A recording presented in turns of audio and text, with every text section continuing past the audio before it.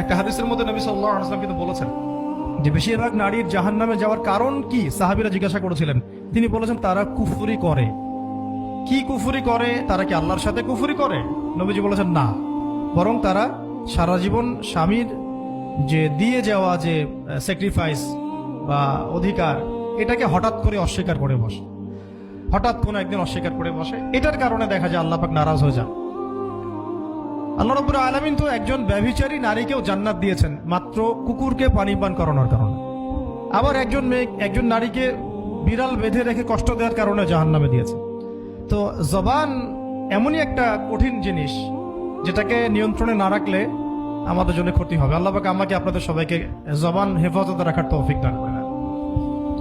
আর কিছু বিষয় হচ্ছে, কিছু শাসন সমাজে থাকে, মানে পরিবারের মধ্যে থাকে। এই শাসনগুলো কখনোই মেয়েদেরকে বিপথে নিয়ে যাওয়ার জন্য নয়, বরং যে আপনাকে